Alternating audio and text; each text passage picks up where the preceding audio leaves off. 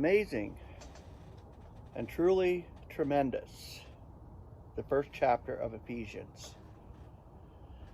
You go through it with a fine-tooth comb, and the words just pop out of the scriptures. Just so brilliant, because our expectation is so high above this terrestrial realm. It's ridiculous.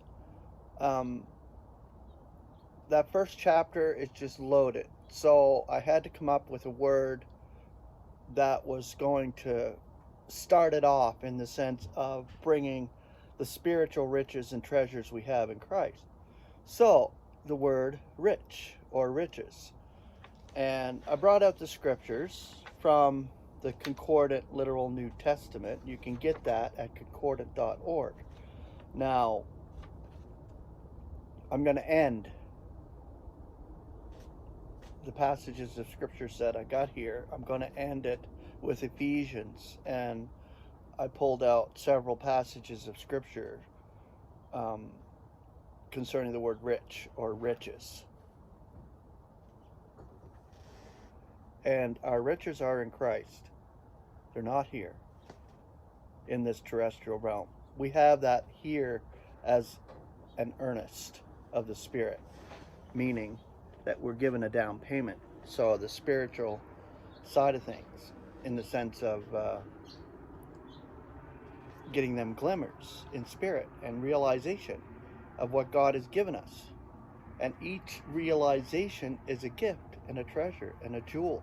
Each realization that God gives you in spirit is that. And hold dearly to that, because these are the treasures that we're storing up, that will really be illuminated and given an amazing display at the days of Christ when we receive that requital.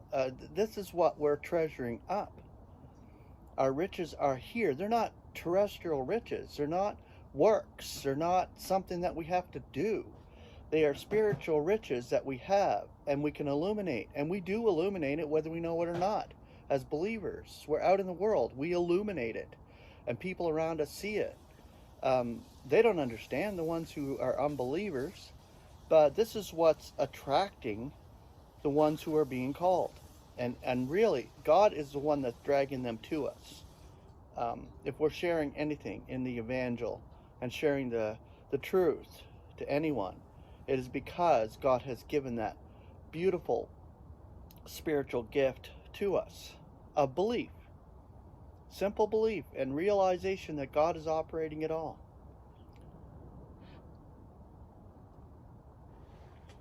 Okay, so the word rich or riches comes from the Greek plousion or plousius, and I believe I pronounced that right too. I'm trying to pronounce these Greek words, but I'm just horrible at it. But the concordant scripture references coming from the Concordant Literal New Testament, you can get that at concordant.org. At the end of my video, I always have it up there, concordant.org. So go there and get the properly translated scriptures from the Greek and the Hebrew, and you'll see that when it's properly translated, you're getting a clearer picture of what God is actually telling you and showing you, and the realizations that you get. Those authorized versions, you can use them. I don't care. They're there for, maybe you can get something out of them. I just don't go with that, because I believe that we need a proper translation no matter what. Okay, so the first scripture is 2 Corinthians 8:9. For you know the grace of our Lord Jesus Christ, that being rich because of you, he became poor, that you, by his poverty, should be rich. 1 Timothy 6:17 through 19.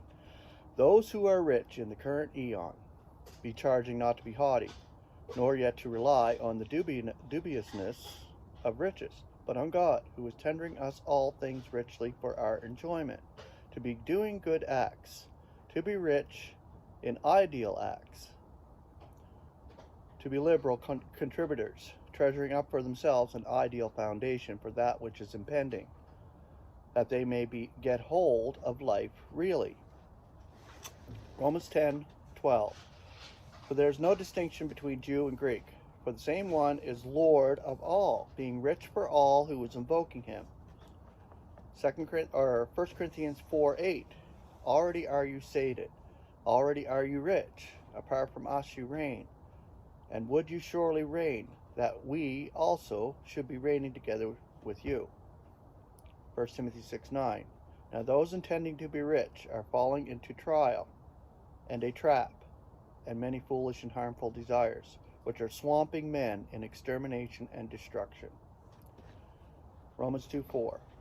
Or are you despising the riches of his kindness and forbearance and patience, being ignorant that the kindness of God is leading you to repentance?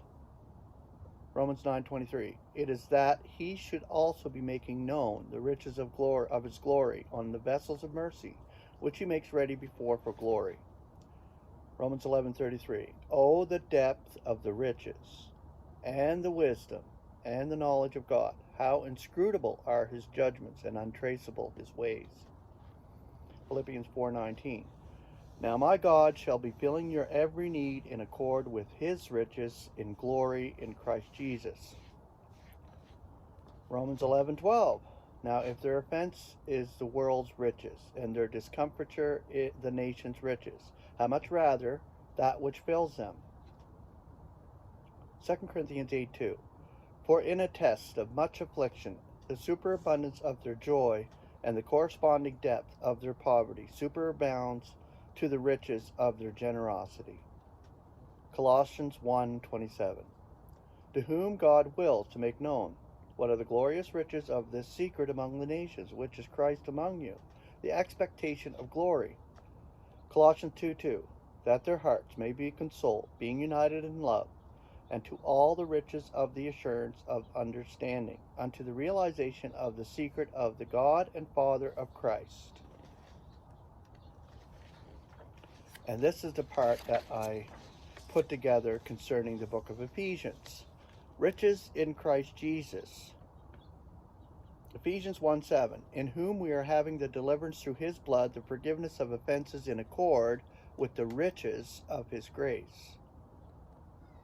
Ephesians 1:18. The eyes of your heart having been enlightened, for you to perceive what is the expectation of his calling, and what the riches of the glory of the enjoyment of his allotment among the saints. Ephesians 2:4. Yet God, being rich in mercy, because of his vast love with which he loves us. Ephesians 3:8. To me, less than the least of all saints, was granted this grace, to bring the evangel of the untraceable riches of Christ to the nations. Ephesians 3:16. That he may be giving you in accord with the riches of his glory, to be made staunch with power through his Spirit in the man within.